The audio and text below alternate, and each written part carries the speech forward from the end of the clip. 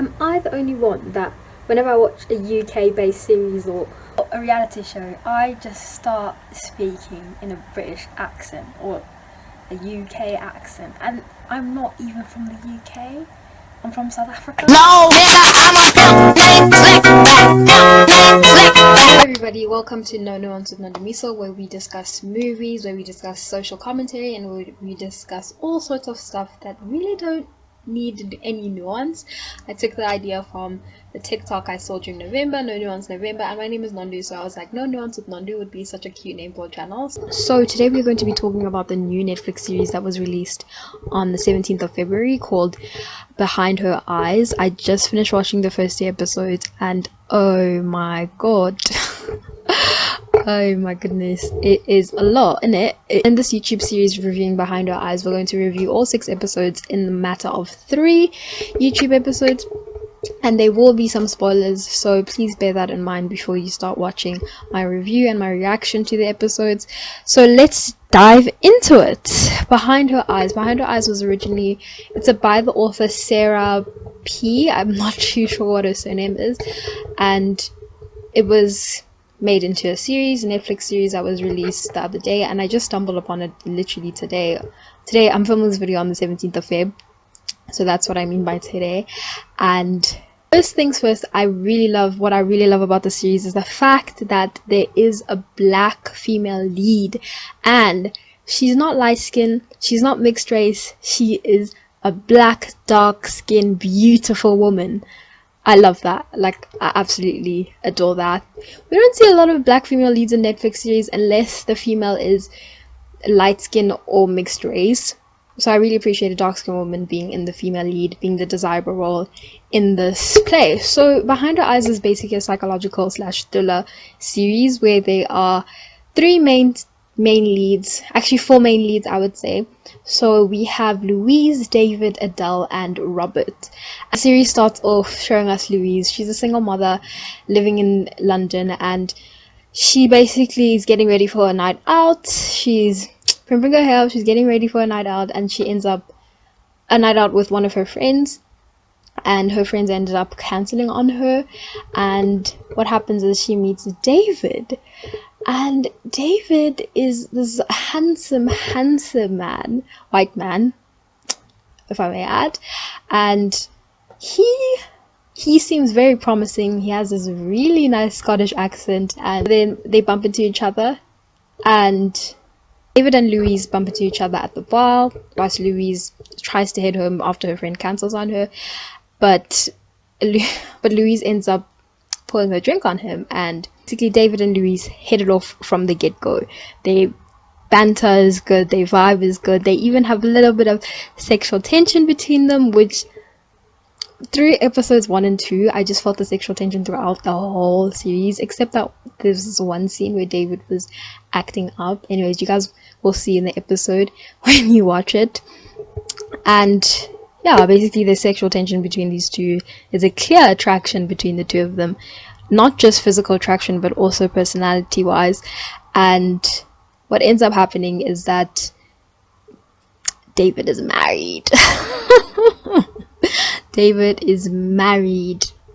Unbeknownst to us, he is a married man.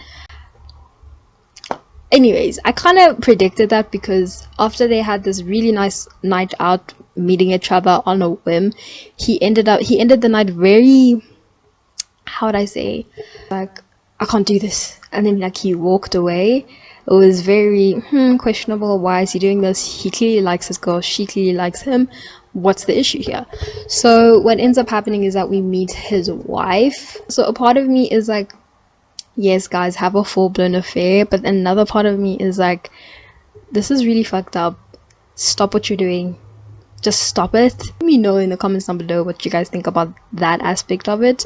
And basically David's wife's name is Adele, and Adele is very an odd one. Very clear from the get-go that Adele has mental health issues, because in the series they keep showing past scenes of her life, of her in a mental health institution.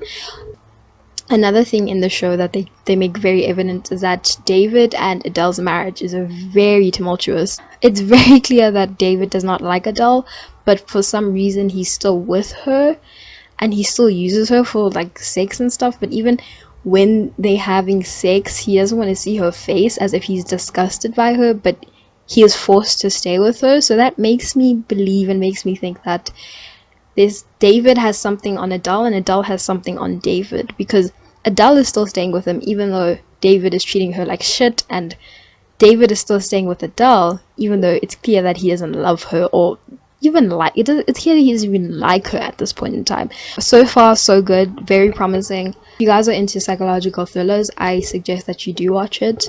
To briefly describe each character to you, so I'm just going to discuss the three main so far because we haven't gotten too much into Robert, who is an acquaintance of Adele's from the mental health institution. So there's Adele, Louise, and David. So David is having an affair with Louise. Adele is David's wife, and Adele befriends Louise, by the way. So look out for that, and you guys can conclude what you think about that in the series when you watch it. But Adele and David's relationship, like I said before, it's very weird, and it's clear that they both are off about each other. I think Adele thinks she loves David, but I think she's just staying with him because she has nowhere else to go and she doesn't know what else to do because both her parents have died. She doesn't really have friends, and David is like her saving grace almost. David is a psychiatrist, so the fact that Adele is coming from a mental health institution and her husband is a psychiatrist, that dynamic in general, I imagine you guys can imagine that type of dynamic. So in the show it's portrayed that he's very controlling with regards to where she goes, who she interacts with, what she can own. So in the show David gives her a phone, like for the first time ever, this old phone, bruv, like old phone. It's like a flip phone, and he was like, yeah, you can have this. Very controlling nature, and I don't know if he's being controlling due to the fact that he is a psychiatrist or due to the fact that he's doing it out of love and concern because he thinks her mental health issues are combative to her, or he's doing it due to the fact that there's a mistrust there and she did something bad and he helped her with it and now he has to control her, that type of thing. But I just want to make it very clear that Adele seems to be very neurotypical, I would say, like not having any mental health issues at first, but then when you watch her character even more and more and more, you can tell that there's something up there and there's something wrong there, and at the moment she is avoiding to take her medicine. I also want to play into the fact that David is interested in a black woman, and the fact that he has cheated on his white wife. I do want to play more into the fact. I don't know if that's actually going to be a main factor in the show. I don't think it is. I don't think the show's about race per se. I don't think it's about race at all, to be honest with you. It's just very much about the dynamic between the three and Robert. Don't know when Robert's gonna come in fully. He has come in here and there, but we haven't gotten his full story yet. From what I've gathered from episodes 1 and 2, race is not a big dynamic in this. Another dynamic I'm looking out for is how Adele and Louise interact, because at the moment I'm seeing Adele as this very manipulative character who does not want to take her pills and who has mental health issues, which there's no issue with that fact. Like, I don't have an issue with the fact that she has mental health issues. I have an issue with the fact that she's being very manipulative and lying to people. That's what I have an issue with.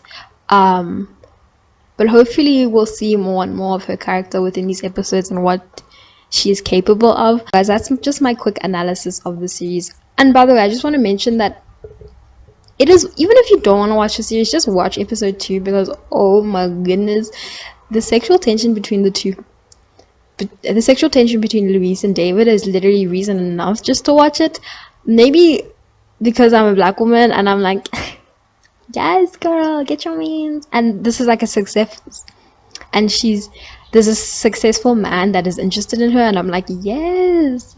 Maybe that's why I'm like rooting it on, even though I know I shouldn't be because it's a really problematic and toxic, but that's how I feel. Even if you don't want to watch the series, just watch episode 1 and 2 to see how it feels, and then maybe skip to episode 5 and 6. But I will tell you how 3 and 4, 5 and 6 go on in the next 2 YouTube videos. So my rating of the episodes or the series so far, out of watching 2 out of the 6 episodes, is an 8 out of 10. It could be a 9, but there's too many things that have been unanswered for me, and I know we're gonna get into it, but I just need to be patient, and when we get into it, I hope it's a satisfying knowledge of what is going on, that type of thing. So yeah, we'll see. Even if you don't want to watch the series, just watch episode 2, because the sex scene between Luis and David that happened in episode 2 was amazing. It was filled with passion, love, dirty. It was like, yes. I'm like a child. Oh my god, I'm like, yes. Oh my god, I'm so cringe.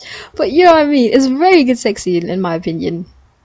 And you watch a lot of series and stuff, some of the sex scenes are really like emotionless and what is going on here? It's like uncomfortable.